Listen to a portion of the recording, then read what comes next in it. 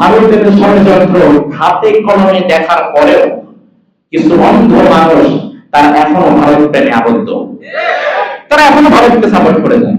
তারপর হুজুর ভারত আমাদের বন্ধু, আমাদের প্রতিবেশী, তাদের সাথে এইভাবে কথা বলবেন না, এই করেন না, সেই করেন না। লজ্জা করে না তোমার?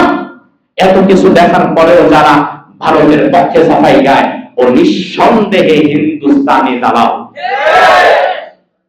আপনারা জানেন গত সপ্তাহে মানিকগঞ্জে আমার সাথে একটা ঘটনা ঘটেছে, দেখছেন আপনারা? কথা বলছিলাম আমি, দাঁড়ায় গেছে এক মুরব্বী, এটা বলবেন না, এটা করবেন না, সেই সেই সেই সেই নানান কথা। চট্টগ্রামে আমার ভাইকে শহীদ করা হয়েছে গত শুক্রবার, আপনারা মিছিল করছেন না? শনিবারে ছিল প্রোগ্রামটা। আমি তার বিচার চাইলাম, বলুন কোথায় কে মারা গেছে না মারা গেছে ওই কথা আমাদের শোনার দরকার নাই, বলেন মেজাজটা কেমন লাগে?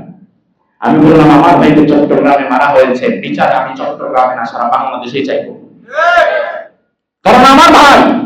এরপরে আমি দেখলাম সে থামছে না, পরে আমি আরে গরম হয়ে গেলাম। আমি যখন গরম হয়েছি, মানুষজন এবার আল্লাহ দিলে আরে শেষরায়া মাঠ থেকে বের করে দিয়েছে। সে ছিল এলাকার 17 বছরের রাজনীতিবিদ, মেম্বার, আগামীতে চেয়ারম্যান নির্বাচন করবে। আগে এক দলে ছিল, এখন ফুট করে আরেক দলে ঢুকে গেছে। এরপরে আমি তো তাকে মাহফিলের যতটুকু বলার এবং বোঝাবার বললাম, চলে আসলাম। পরের দিন ওই হয় না, ওই মাহফিলে একজন ইমাম সাহেব ছিলেন, ইমাম সাহেব এবং মাদ্রাসার মুহতামিম। তিনি ইমাম সাহেব মানুষ, তিনি মাহফিলে আল্লাহু আকবার নারায়ে তাকবীরের একটা স্লোগান দিয়েছেন। এটা তো অনেক বড় অপরাধ হয়ে গেছে। অপরাধ নাকি? আমাকে তো কিছুই করতে পারবে না, ওর বাবার ক্ষমতা নাই, বাবার তো পায়ও না। পরের দিন ইমাম সাহেবকে ধরেছে। হুজুর যখন আমার বিরুদ্ধে কথা বলতেছিল, ইসকনের বিরুদ্ধে কথা বলতেছিল, ভারতের বিরুদ্ধে কথা বলতেছিল, তুমি তো দেখলাম ভালোই ঠিক ঠিক করতেছিলা।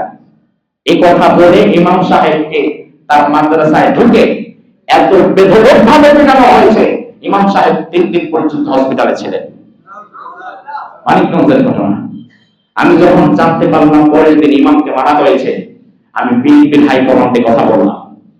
বিএনপির হাইকমান্ডে কথা বলে বললাম, আপনারা যদি আগামী 48 ঘন্টার বিরুদ্ধে ওকে দল থেকে বহিষ্কার করে ওর শাস্তি সুনিশ্চিত না করেন, বাংলাদেশের প্রত্যেকটা জায়গায় যেহেতু প্রতিদিন আমরা লক্ষ মানুষের সামনে কথা বলি, অন্তত আমাদের কিছু জনসমর্থন আছে না নাই? একেবারে লুকামৌলবি মনে করো না, তোমার মসজিদে এসে আযান দিচ্ছে ওইটা না। সারা বাংলাদেশে যেহেতু আমরা কথা বলি, আমাদের একটা ম্যান পাওয়ার আছে, শক্তি আছে। 48 ঘন্টার বিরুদ্ধে যদি ওর বিরুদ্ধে ব্যবস্থা না নেন এর মধ্যে, তাহলে এর পরবর্তী ব্যবস্থাটা আমরা নেব। এরপরে প্রশাসন তাকে গ্রেফতার করলো, পরের দিন গ্রেফতার করে দুনিয়া বাইরা 17 বছরের রাজনীতির ক্যারিয়ার মান সম্মান শেষ করে দিয়ে কাঁদতে কাঁদতে থানায় নিয়ে গেছে। তো আমার একজন বললো, এই লোকটা অনেক বড় রাজনীতিবিদ, অনেক সম্মানের পাত্র, এসেই আপনি কি একটা কাজ করলেন হুজুর, আপনার একটা কথায় এই লোকটার যে গোটা রাজনীতির জীবন শেষ হয়ে গেল। আমি বললাম তার শাস্তির কিচ্ছু হয় না, বরং আমার দৃষ্টিকোণ থেকে ইসলামী সরকার যদি কায়েম থাকতো, ইমাম সাহেবের পিঠের উপরে যতগুলো আঘাত সে করেছে, ততগুলো আঘাত ইমাম সাহেবকে দিয়ে আমি করে পড়াতাম। তুমি বেঁচে গেছো। এই জন্য আমার ভাইয়েরা, ভারতের বিরুদ্ধে কথা বললে যাদের কাজ আলাসন হয়, যারা রাজনীতির গন্ধ খোঁজে, ওরা কি কখনো এই দেশকে ভালোবাসতে পারে? আল্লাহ তাআলা ওই সকল মানুষদের থেকে আমাদেরকে হেফাজত করুন। আমরা বলি আমিন। হাদা মা ইনদি ওয়াল ইলমু